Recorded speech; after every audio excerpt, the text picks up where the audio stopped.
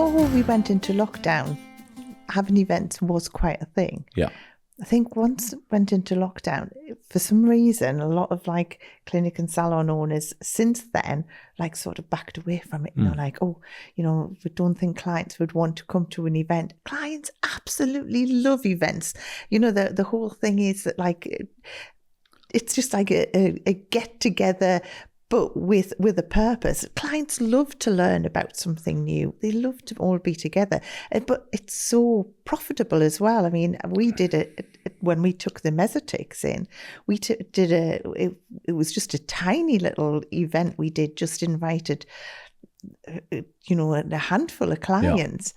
Yeah. You know, intimacy. But we took a lot of money that night. And lots of happy customers. So it's win-win, exactly, isn't it? Yeah. I think you're right. I think lockdown and COVID and just getting away from the very strange times all that was. Prior to that, I think business owners in our industry, just generally actually, not just our industry, Zoom calls, we hadn't even heard of Zoom, yeah? Had we? We I can't even remember the videoing conferencing Microsoft platform that closed down last year. I can't even remember its name. Skype, there you are. I mean, how many Skype calls did we make? It was there for 15 years. And then lockdown happened. This brand called Zoom kind of just jumped out. And probably our first call on Zoom, video call, was to the people that we love. So we now have a brand, a communication system, and we assimilate it to the people closest to us, so it suddenly brings trust. Then everything went screen, didn't it? It was Zoom this, Zoom that, and we can have Teams and all the different brands that are out there. And I think now, what are we, 6 years later on, it's gone, actually, what I miss most actually is a little bit of, I'm in the interaction, I'm the gregarious. Our business is about people, and bringing that down and humanizing it. And we found that in the event we did. That whole event was about us giving back to the industry we love, and humanizing it and getting people in the room together, giving them some education, not on beauty stuff, but on real life business skills with some fabulous experts, which brilliant recruitment, Susan, amazing. And there's a story about that I learned in Malta, that knew two of the three speakers that you brought into the event, and just couldn't say higher words, which is really interesting, and not from the beauty or aesthetic industry, but from business consulting development industry. They're known on the circuit. So to give clinic and salon owners access to these people, experts on how to develop their business with the tools that they've never been taught. Yeah. Well, we know what the feedback was, and it was a great success, and hopefully we'll do lots more of them. Yeah. But it's that humanizing again, and understanding that actually working as humans together for other humans can produce great results, rather than, look at AI now. We can do videos that metamorphosize products into dreams, you know. Well, but that's getting quite dangerous though, isn't it? Because you don't know what's real and what's not. Yeah.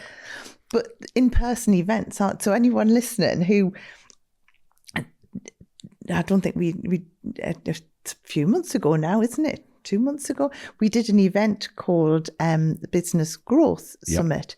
And Josh and I and like the Smart Group, we've been talking about doing an event together since. Too long, yeah. Originally, I think the idea maybe started about 10, longer, 10, 15 years ago, really.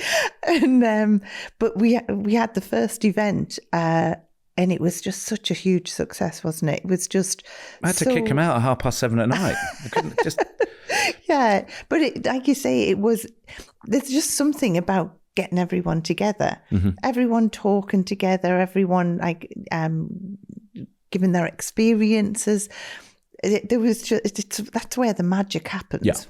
Yeah. You know, and I find this with Beauty Directors Club when we all get together.